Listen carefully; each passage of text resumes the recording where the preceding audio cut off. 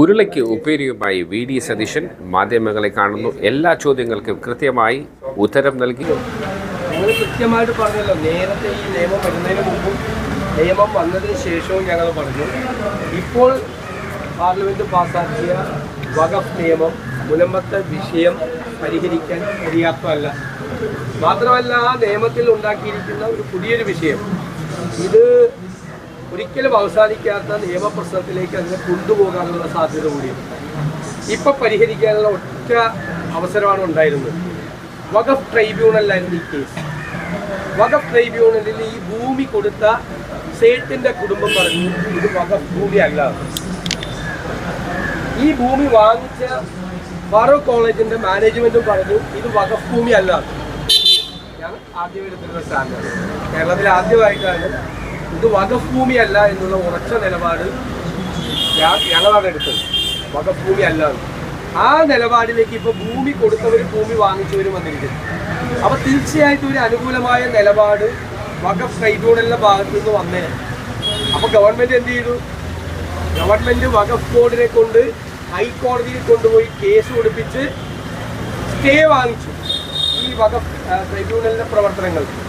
May 19 വരെയുള്ള ഈ വഖഫ് ട്രൈബ്യൂണലിൻ്റെ കാലാവധി ഇവർ സ്റ്റേ മേടിച്ചിരിക്കുന്നത് ഗവൺമെൻറ് എന്ന് ഞാൻ പറയുള്ളൂ. കാരണം വഖഫ് ബോർഡാണെങ്കിൽ ഗവൺമെൻറ്റിൻ്റെ അനുമതിയോടുകൂടിയാണ് പോയിരിക്കുന്നത്. മെയ് 29 വരെ സ്റ്റേ മേടിച്ചു. അപ്പോൾ ഈ വഖഫ് ട്രൈബ്യൂണലിന് വിധി പറയാൻ പറ്റില്ല. ഇനി വരാൻ പോകുന്ന വഖഫ് ട്രൈബ്യൂണൽ എന്ന് പറയുന്നത് പാർലമെൻറ്റ് പാസ്സാക്കിയ BJP-ക്കാർ പാസ്സാക്കിയ വഖഫ് നിയമം അനുസരിച്ചുള്ള ഘടന അനുസരിച്ചുള്ള പുതിയ വഖഫ് ട്രൈബ്യൂണലാണ്. അപ്പോൾ തീർക്കാനുണ്ടായിരുന്ന ഒരു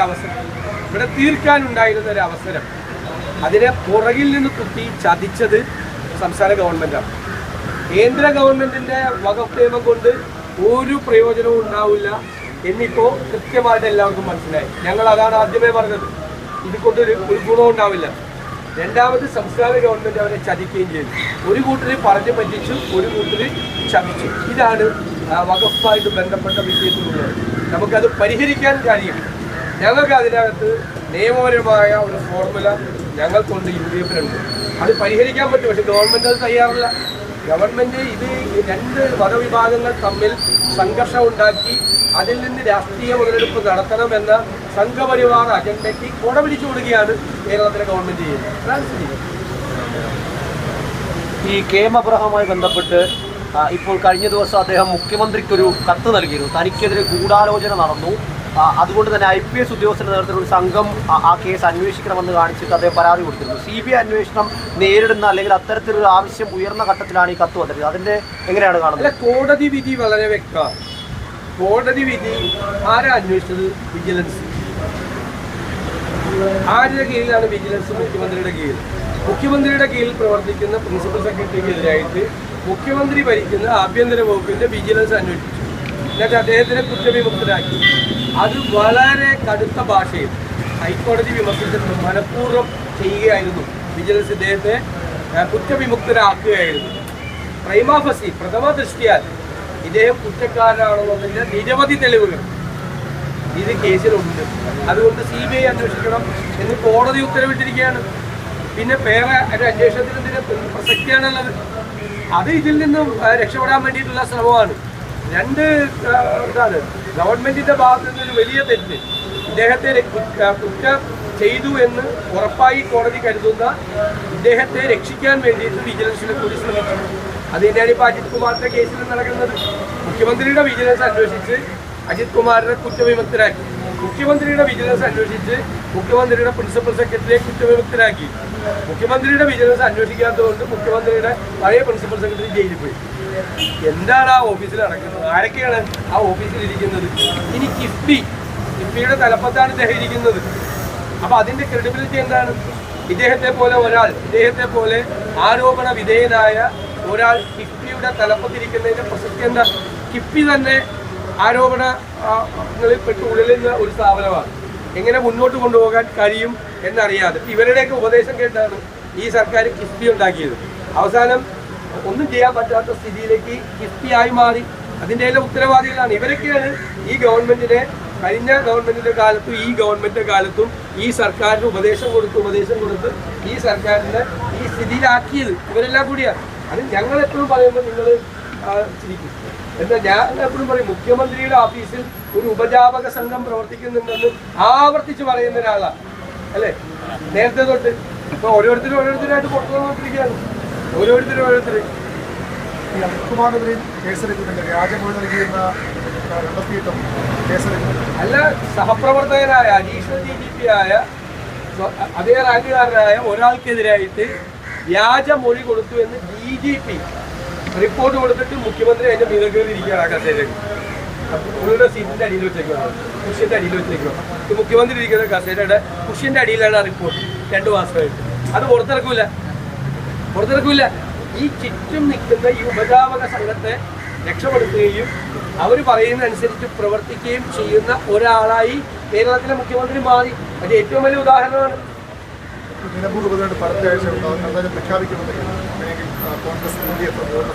ഞങ്ങൾ പൂർണ്ണമായ സജ്ജമാണ്. ഞങ്ങളുടെ ബൂത്ത് കമ്മിറ്റികൾ വരെ റെഡിയാണ്. ഏത് സമയത്ത് തെരഞ്ഞെടുപ്പ് പ്രഖ്യാപിച്ചാലും ആ തെരഞ്ഞെടുപ്പിനെ നേരിടാൻ UDF സുസജ്ജമാണ്.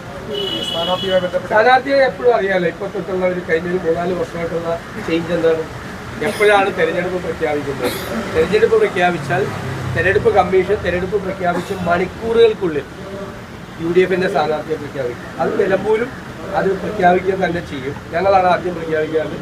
ഞങ്ങൾ സ്ഥാനാർത്ഥിയെ നോക്കിയിട്ടാണ്, ഇപ്പുറത്തുനിന്ന് ആരെങ്കിലും കിട്ടുമെന്നൊക്കെ നോക്കിയിട്ടാണ് അവർ സ്ഥാനാർത്ഥി പോലും ഇല്ല.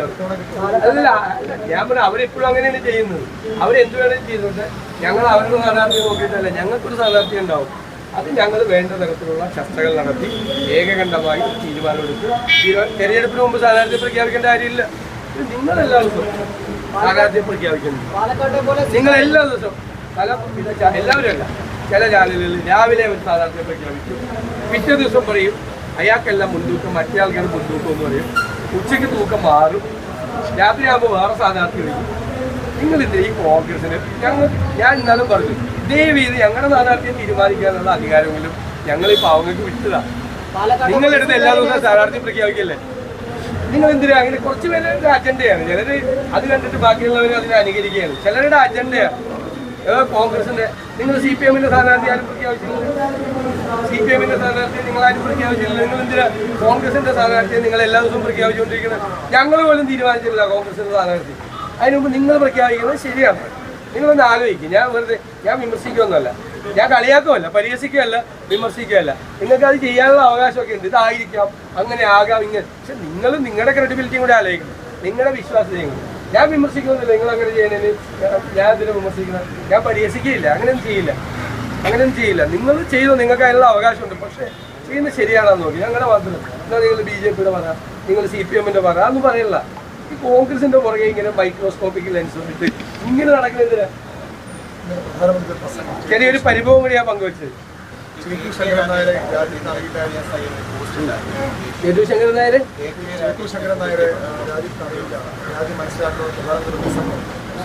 നല്ലതായിട്ടില്ല. ഞാൻ പഴയ കോൺഗ്രസ് പ്രസിഡന്റ് അല്ലേ മോഡി. അത് പോയിട്ട് ഈ സവർക്കറേയും ഗോവാൾക്കറേയും വിട്ടിട്ട് പഴയ കോൺഗ്രസ് പ്രസിഡന്റുമാരിലേക്ക് പട്ടേലിന്റെ, അതുപോലെ ചേറ്റൂർ ശങ്കരൻ നായരുടെ, അവരുടെയൊക്കെ കാര്യങ്ങളൊക്കെ കുറിച്ച് പഠിക്കട്ടെ. കോൺഗ്രസ് സംസ്കാരവും ദേശീയ പ്രസ്ഥാനത്തിന്റെ പാരമ്പര്യമൊക്കെ അറിയട്ടെ. അതിന്റെ ഭാഗമായിരുന്നില്ലല്ലോ, നല്ലതാണ്.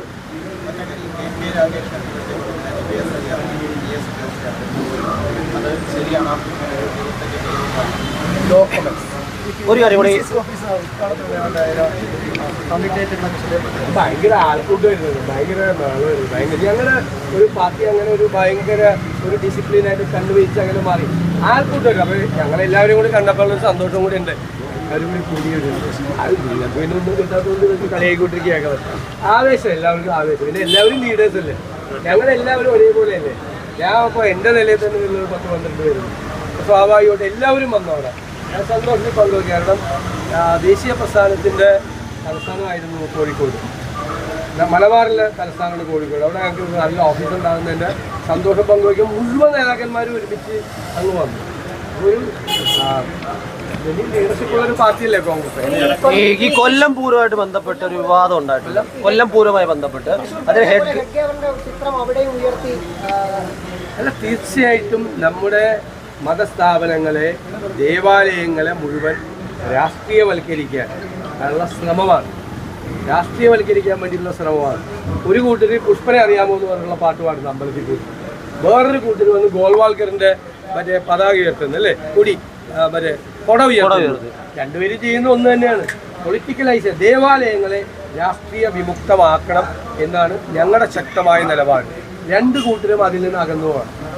ഈ RSSന്റെ പരിപാടി നിർത്തണമെങ്കിൽ ഈ അമ്പലങ്ങളിലുള്ള പരിപാടി നിർത്തണം. അതുപോലെ ഈ പുഷ്പനെ അറിയാമോ എന്നുള്ള പരിപാടിയൊക്കെ നടത്തുന്ന ഏർപ്പാടും CPM നിർത്തും. അരുവാൾ ചെടികൾ നക്ഷത്രമൊക്കെയാണ് മറ്റേ വീഡിയോ വാളിൽ അമ്പലത്തിൻ്റെ പരിപാടിയിൽ നാട്ടിലെ വിശ്വാസികളുടെ കാശ് പിരിച്ചിട്ട് ഏതെങ്കിലും 1-2 പാർട്ടിക്കാർ കൂടിയിട്ട് വിശ്വാസികളോട് ചോദിക്കുകയാണ് പുഷ്പനെ അറിയാമോ എന്ന്. അത് രണ്ടു കൂട്ടരും നിർത്തണം.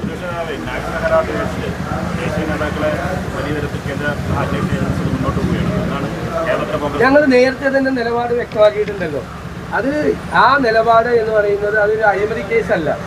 അത് കോൺഗ്രസിൻ്റെ കയ്യിൽ നെഹ്റുവിൻ്റെ കാലം മുതൽ ഉണ്ടായിരുന്ന ഒരു പ്രസ്ഥാനത്തിന് അത് ഒരു വലിയ സാമ്പത്തികമായ പ്രശ്നം വന്നപ്പോൾ ഒരു പുതിയ കമ്പനി യങ് ഇന്ത്യ എന്ന് പറയുന്ന കമ്പനി രൂപീകരിച്ച് ഒരു ട്രാക്ക് ചെയ്തു. കമ്പനി ആക്ടിൻ്റെ വയലേഷനാണെന്ന് പറയുന്നത് ശരിയല്ല.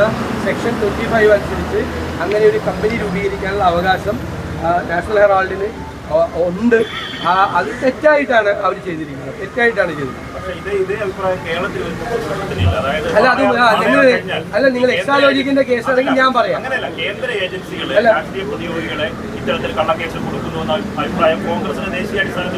അല്ല ഞാൻ പറയാം, നിങ്ങൾ പറയുന്നത് എക്സാലോജിക്കിന്റെ കേസാണ്. ബാക്കിയുള്ള നാഷണൽ ഏജൻസി കേരളത്തിൽ വന്ന എല്ലാം എടുത്ത കേസിലെല്ലാം പിണറായി വിജയനെ രക്ഷപ്പെടുത്തിയല്ല. സ്വർണ്ണക്കള്ളക്കടത്ത് കേസിൽ രക്ഷപ്പെടുത്തി. എല്ലാ കേസിലും പിണറായി വിജയനെയും അദ്ദേഹമായിട്ട് ബന്ധപ്പെട്ടവരെയും നാഷണൽ ഏജൻസി രക്ഷപ്പെടുത്തിയല്ലോ. ഒരു കേസിൽ നിങ്ങളെ ബുദ്ധിമുട്ടിച്ചില്ലല്ലോ. ഏറ്റവും അവസാനം വന്നേക്കുന്ന കേസ് അവരെടുത്തല്ല, അത് സ്റ്റാറ്റ്യൂട്ടറി ഇൻകം ടാക്സിൻ്റെ സ്റ്റാറ്റ്യൂട്ടറി ബോഡിയായ ഇൻകം ടാക്സിൻ്റെ ഒരു ബോഡി വേറെ ആളുകൾ കേസ് കൊടുത്തപ്പോൾ കണ്ടുപിടിച്ചൊരു ഫാക്റ്റാണ്. അതിൻ്റെ പുറത്തുണ്ടായിരിക്കുന്ന കേസാണ്. അത് പൊളിറ്റിക്കലി മോട്ടിവേറ്റഡ് ആണെന്ന് എങ്ങനെയാണ് പറയുന്നത്? ബാംഗ്ലൂരിലൊരു കേസ് നടത്തിയപ്പോൾ പുറത്തു വന്ന ഒരു വിവരമാണ്. അവിടേക്ക് അവരുടെ അക്കൗണ്ടിലേക്ക്, അവരുടെ കമ്പനിയുടെ അക്കൗണ്ടിലേക്ക് പണം അയച്ചിട്ടുണ്ട്, എല്ലാവർക്കും അറിയാം. അവരും നിഷേധിക്കുന്നില്ല. എന്നാൽ അവർ സർവീസ് ചെയ്ത് കൊടുത്തിട്ടില്ല എന്ന് ആ കമ്പനിക്കാർ മൊഴി കൊടുത്തു. സർവീസ് ചെയ്ത് കൊടുക്കാതെ എങ്ങനെയാണ് ഈ 2.7 കോടി കൊടുക്കുന്നത്? അങ്ങനെയാണ് ആ കേസ് ഒറിജിനേറ്റ് ചെയ്തത്. അല്ലാതെ കേന്ദ്ര ഏജൻസികൾ പിണറായി വിജയനെ കൊടുക്കാൻ വേണ്ടിയിട്ട് നോക്കിയതല്ല, കൊടുക്കാൻ നോക്കിയിട്ടില്ല. എല്ലാ കേസിലും കേന്ദ്ര ഏജൻസികൾ രക്ഷപ്പെടുകയാണ്. എന്തുകൊണ്ട്? SNC ലാവലിൻ കേസ് സുപ്രീം കോടതിയിൽ 34 തവണ മാറ്റിവെച്ചു. ഇതുവരെ CBI ഹാജരാക്കിയിട്ടില്ലല്ലോ. പിണറായി വിജയനെ സഹായിക്കുകയാണ്. സ്വർണ്ണക്കള്ളക്കടത്ത് കേസ് പിണറായി വിജയനെ സഹായിച്ചു. കേന്ദ്ര ഏജൻസികളെല്ലാം ഇതുവരെ നടന്ന മുഴുവൻ കേസുകളിലും കേരളത്തിലെ CPMനെയും പിണറായി വിജയനെയും സഹായിക്കുകയാണ് ചെയ്തത്. ഹൈക്കോടതി അന്വേഷണം തുടരുന്നതിന് എന്താ ഞങ്ങൾക്ക് വിരോധം? ഞങ്ങളുടെ അന്വേഷണത്തിന് ഞങ്ങളുടെ നേതാക്കൾ പോയി മൊഴി കൊടുത്തല്ലോ. ഞങ്ങൾ ആ കേസ് നടത്തും. ഞങ്ങൾ ലീഗലായിട്ടാണ് ഫൈറ്റ് ചെയ്യുന്നത്. ലീഗലായിട്ട് ഞങ്ങൾ ആ കേസ് നടത്തും. എല്ലാവർക്കും അറിയാമല്ലോ ആ കേസിന്റെ കണ്ടന്റ് അറിയാവുന്ന എല്ലാവർക്കും അറിയാമല്ലോ. അതിനകത്ത് അഴിമതി അല്ലല്ലോ ആരോപിക്കപ്പെടുന്നത്. കോൺഗ്രസിന്റെ കയ്യിൽ നെഹ്റുവിന്റെ കാലം മുതൽ അതിനേക്കാൾ മുമ്പുണ്ടായിരുന്ന ഒരു സ്ഥാപനം ഞങ്ങൾ ആരെയും വെട്ടിപ്പിടിച്ചല്ലോ, അല്ലെങ്കിൽ വേറെ ഏതെങ്കിലും കമ്പനിയിൽ ഇങ്ങോട്ട് കാശ് അയക്കാൻ പറഞ്ഞല്ലോ. നാഷണൽ ഹെറാൾഡിലേക്ക് ഞങ്ങൾ ഭരിച്ചുകൊണ്ടിരിക്കുന്ന സമയത്ത് നാട്ടിലുള്ള കമ്പനികളോടൊക്കെ ഈ അക്കൗണ്ടിലേക്ക് പൈസ അയക്കാൻ പറഞ്ഞ് കോടികൾ അയച്ചതല്ലല്ലോ. അതല്ലല്ലോ കേസ്. ആ കേസ് വേറെ, ഈ കേസ്